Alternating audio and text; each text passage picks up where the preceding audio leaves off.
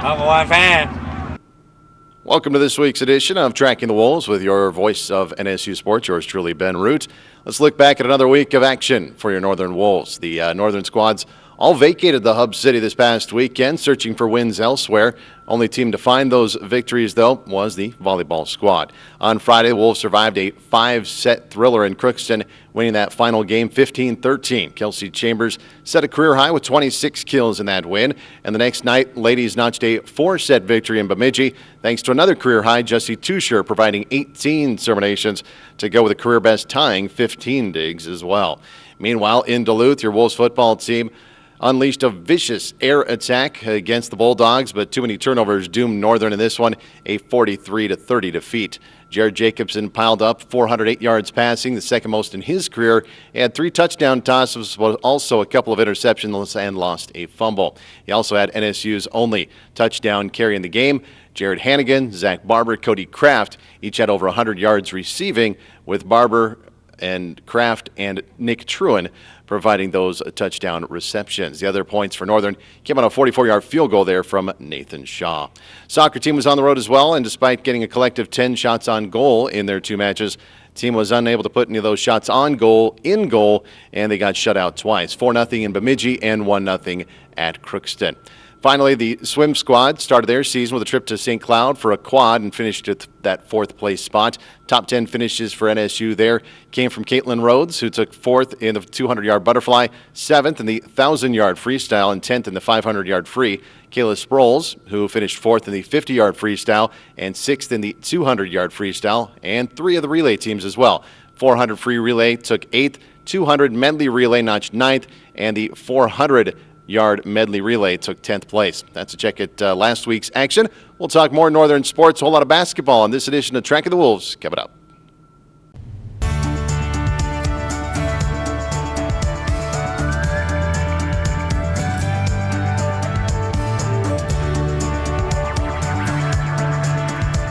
NCAA championships are something special.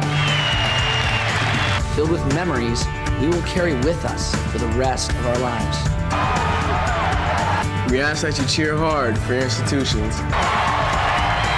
Acting responsibly and courteously towards those around you.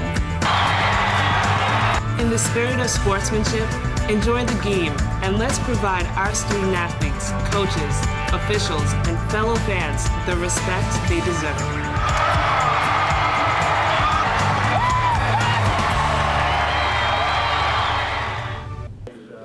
Welcome back to Tracking the Wolves. Ben Root here with you, and time now to talk some basketball as we're joined here by head coach of the women's squad, Coach Kurt Frederickson. And Coach, the preseason poll, I know you coaches don't put too much into it, but 3rd overall, 1st in the North. What was your first reaction when you heard the results there from the coaches poll? Well, it really didn't surprise me, to be honest with you. I mean, we got 6 seniors back. We got, one of the best post players in the league. We got one of the best defensive players in the league. The player we had a very good, solid season last year. A lot of good players on that all-conference team graduated from a lot of the teams in the North, and I think probably the South is the stronger division this year, just because the North lost so many seniors. But like I said, Mankato, us, Wayne, Concordia, I think you could throw them in a hat and pick one out, because any one of those 4, I think, can win the conference championship. Yeah, you look at the points there, and those top 4 teams really separate, I think, about 60 points difference in the poll right now. So those are the expectations. You mentioned Krogman, your player of the year. How nice is it that she comes back and plays again? I mean, does that take a big load off your shoulders with her down low?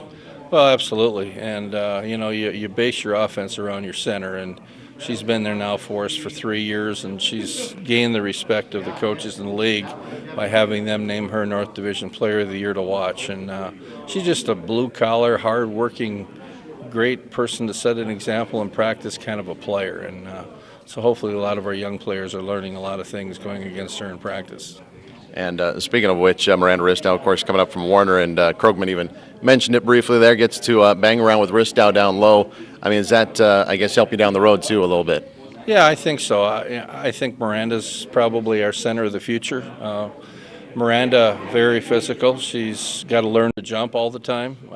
Very athletic, and she can jump when she wants to. But she holds her own in practice pretty well right now. Her biggest thing is learning some post moves and learning how to get around people that are just as tall as she is that are guarding her, because in high school everybody was 2 or 3 inches shorter than she was, and she didn't have to do anything special. Now she's got to do some different things to get open and get shots up, but she's a good passer. She really reads double teams well, and been very impressed with what I've seen from her so far in practice.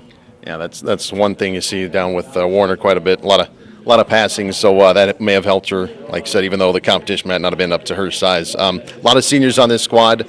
Like you said, is this the most you've probably ever had? Or I can't remember having 6, and tell you what, it's hard to compare teams, but these 6 seniors are pretty good, and they're as good as 6 seniors as I've ever had, let's just put it that way. And usually you've got a couple good freshmen and a couple sophomores, a couple juniors, and a couple seniors. Well, the core of this team is going to be seniors, and there's no doubt about that. We've got to keep some people healthy, but it's an experienced team. It's a solid team. They like each other, which I think is important, and so we're looking forward to the season. Now, that season opener, not counting the SDSU game, you go down to Wayne and take on a couple squads, and you get to watch Wayne a couple times. Is that a good way to kind of gauge where they're at, I suppose? There's not a lot of secrets with us and Wayne. We've seen them so much. We know they're going to play that crazy zone, and they know we're going to play man-to-man. And, it's more about playing some of these regional teams that we haven't seen much of and trying to do well against those 2 teams. And obviously they get to watch us just like we get to watch them, but we know them pretty well and they know us pretty well. It's more about just trying to go down there and win a couple basketball games. Well, looking forward to that, starting up soon. Thanks for your time, Coach. All right, thanks a lot. Thanks, Coach Kurt Fredrickson here on Tracking the Wolves. We'll be back with more in just a moment.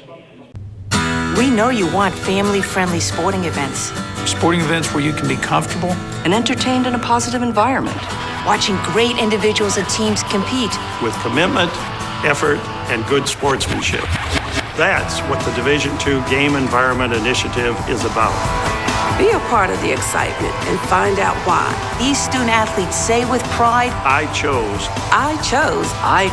Division II. Welcome back here on Tracking the Wolves. Ben Root alongside here as we talk some Northern sports, more basketball here, and head coach Paul Sather for the men's squad joining us here. And coach, 6th in the preseason poll, 3rd in the North, and a first-place vote in the North as well. Looking at where you stand right now, what was kind of your reaction when the polls come out, even though I know you coaches don't really care too much about these probably? Yeah, to be honest, there wasn't much of a reaction. I think the North is going to be very even. I think there's teams that have been more in the bottom of the North that are going to be much improved. And I think the teams at the top of the North, a team like Moorhead, I think, has the most talent. I really do. I think what they have returning, I think they've got the most talent. And then I think after that, I think there's a lot of teams. We've just got to show that the talent, just strictly talent, isn't just going to win out. I think we've got really good talent. But the team, to me, that's going to defend and rebound the best and really value the basketball is the team that, in the end of the day, is going to win the North and give us a shot to win the overall conference. And as far as the overall Mankato unanimous #1, what is it that they're, what's so good about them that they're going to be, they're the unanimous pick, I suppose? Well, I think they return the best 2 players at their position. Asim Marai at the post. Asim's the starting post for the Egyptian national team. Where he does really well. And then Zach Monahan, who probably would be starting at South Dakota State if he would have stayed there last year, the last 2 years, And so I think, he may not have started in front of Nate Walters, but I think he would have been a pretty good replacement. I really think Zach's tremendous. We had him on campus here. out of high school and weren't able to get them. But I think those two guys at their positions are probably the best two players in the league. You also throw in the fact they return a few other guys. They lost a good chunk, but I think the talent they have redshirted, and I think they've got 2 or 3 Division I transfers they have in. They're just a team that I think is more of an obvious pick. But I think in our league, the obvious pick doesn't mean a whole lot. I think at the end of the day, it's going out there and doing those little things every day and making it, and kind of believing that you're not the best team. I think if they walk out on the floor and have a little bit of a chip and something to prove, I think they'll be a team that has a great chance to win this league. But there'll be 15 other teams that hopefully have something to say about it. Now, your squad, a few practices in here, starting it up last week.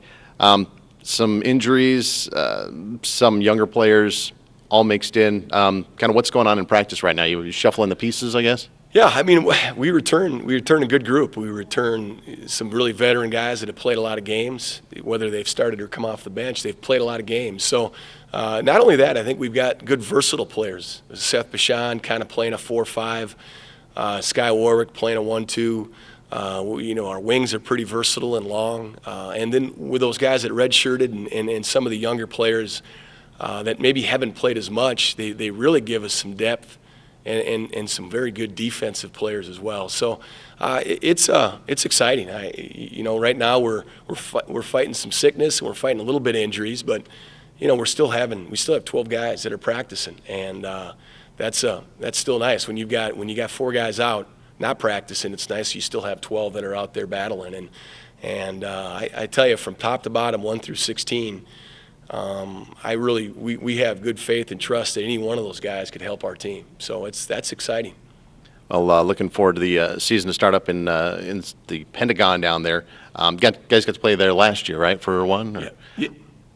Yeah, we played Central Missouri, who got a late 3, I think, to beat us, and they ended up winning a national championship, and then we beat Missouri Western. Okay. So 2 games there last year, 2 more this year, and that starts up in mid-November. And as you get set for those games, I guess, what do you work on the next couple weeks here to move into those season openers? You keep kind of focusing on the little things. The defensively, our ball pressure, our gap defense, and then our defensive blockouts and rebounds, only giving opponents 1 attempt. Doing a great job of making it as hard as we possibly can defensively. So our transition defense getting back, so we're not giving up layups. Then defensively in the half court, so we're not putting them to the foul line, but we're contesting shots, and then finishing that play with a blockout. All 5 guys doing their job and blocking out. Offensively, we got different ways we can hurt teams. I think we got some guys that can attack the basket. We got some guys that can make shots, and we've got a good inside presence. Different guys that can post, not just our 5s, but a guy like Seth at the 4 being able to post, and big, long, lanky 3s and 4s. They can make 3s, but also go inside and score and get to the offensive glass. So, we got to keep our attention to detail, get great shots, get to the offensive boards, and try to create extra possessions for us, and then take care of the basketball. So we do those things and value the ball and rebound well. I think we got a chance to really have a great year. And I remember when you were talking about the in the media day here, 6'8" at the 3. That's not something I hear every time. It kind of popped out there. Yeah, I mean, Jake is versatile. 6'8" and 210, and he's just a freshman, and he'll shoot the ball as well as anybody. He really can. He can put it on the floor and attack the basket. But like any other freshman, really understanding how hard it is you got to play on defense, how hard you got to rebound. I think he went this last week of practice. He didn't get an offensive board.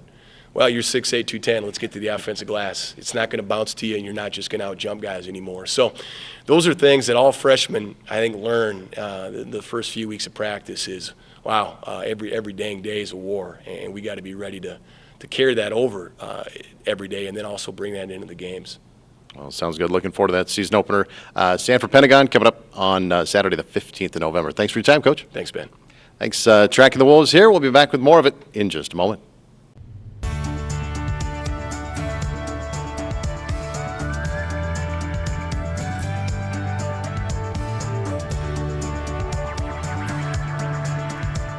NCAA championships are something special.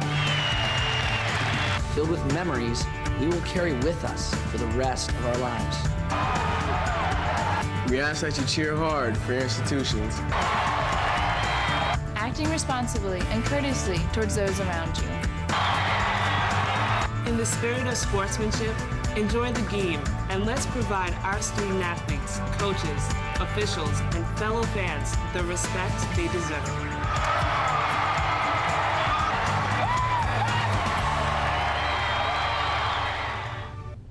Welcome back here on this edition of Tracking the Wolves, talking some hoops here with, 6-year senior, not something I get used to saying very often, Ty Storson with us. And Ty, 6 years due to some injuries out there. Last year, got to be out there all season long, if memory serves correctly. And, how nice was it to finally get out there and be able to compete for a full year? Yeah, it was really awesome to get back out there with the guys and, like you said, just to get out there and compete and kind of, let loose. It had been, kind of a tough 2 years for me there with a couple, injuries, but just try to stay positive and, like I said, it was really rewarding and couldn't have been more fun just to get back out there with the rest of the guys. As tough as the physical part obviously had to have been, was it more difficult than the mental part, or how would you compare it, I guess? There's a lot that goes into it. With, as far as the mental part goes, I just have always tried to stay with the mindset, if it's going to happen again, it's going to happen again, no matter, what kind of, cut or, thing you're doing. So I just always try to tell myself, just play how you've, know how to play and how you've always played in the past. And, the physical part is, right away just getting that, strength back in the leg and, getting used to, making all the movements again. Well, it was a nice season last year, as Coach Taylor was mentioning, showing, play inside, a lot of fouls, a lot of contact, and a good season overall last year for you, in my opinion at least. Going into this year, it seems like a lot of question marks, other guys with injuries, different things there. How's it been in practice, even though a few in here? Is it getting used to the guys here early on? Yeah, I think, like I kind of touched on, we got 10 guys that are returning, and I think we're kind of getting to that point where, we're kind of knowing how each other play and how we like to play, and incorporating with that with how the coaches are wanting us to play within the offense and stuff. So I think we're finally starting to get kind of that mesh in the mix, both offensively and defensively, with the group of returning guys we have back, and then you mix in some of those younger guys that have some good athleticism and are working to continuing to improve. Well, as we wrap things up here with Ty Storson, one of the 3 seniors on the squad this year. The other 2 kind of hanging you out to dry, not coming out here. Anything you want to say about those 2? Yeah, it wasn't, Coach sent out a text, who can do this, and within about 30 seconds, both of them responded, I got class, and then I kind of got stuck, doing it. But, they mean well, and they had to do just to get a job here, too. So. Well, we'll see how it goes this year. A pretty balanced team, and thanks for your time, Ty. Yep, thanks a lot. Thanks. Ty Storson here on Tracking the Wolves. Back with more in just a moment. We know you want family-friendly sporting events. Sporting events where you can be comfortable and entertained in a positive environment. Watching great individuals and teams compete. With commitment, effort, and good sportsmanship. That's what the Division II Game Environment Initiative is about. Be a part of the excitement and find out why. These student athletes say with pride, I chose Division II. Time to finish off another episode of Tracking the Wolves, the look into the future of Northern sports. This weekend, the volleyball team hits the home court as the ladies host the second-ranked Duluth squad Friday night at 7 o'clock and then take on St. Cloud Saturday evening at 6. We'll have both those matches on the air at ESPN 1420, 1071, and, of course, ESPNaberdeen.com. That Friday contest against the Bulldogs is the Dig Pink event, sponsored by Bear St. Luke's Hospital. Be sure to wear pink out there Friday to recognize Breast Cancer Awareness Night. NSU swimmers are in Moorhead Friday to take on the Dragons. And the Wolves cross-country schedule has the off-roaders running in Bismarck Friday at the Mike Thorson Invite. Soccer squad, meanwhile, will go down south this weekend. Ladies clash with Sioux Falls Saturday and SMSU on Sunday. And finally, your Northern football squad gets to come back to Swisher Field this Saturday when they host St. Cloud. Kickoff set for 1 on ESPN 1420, 1071, and on the web as well at ESPNaberdeen.com. Ex-Northern football coach Ken Heupel will be back in Aberdeen for that game and be honored during the halftime ceremonies. And it's Military Appreciation Day. All current and former service members will get in for free with a military ID. And don't forget, hold on to that ticket stub from the football game. It's going to get you into the volleyball match that night for free as well. Well, that's going to do it for this week's edition of Tracking the Wolves. To stay up to date on the latest NSU sports notes, tune in for another one next week. Until then, as always, go Wolves.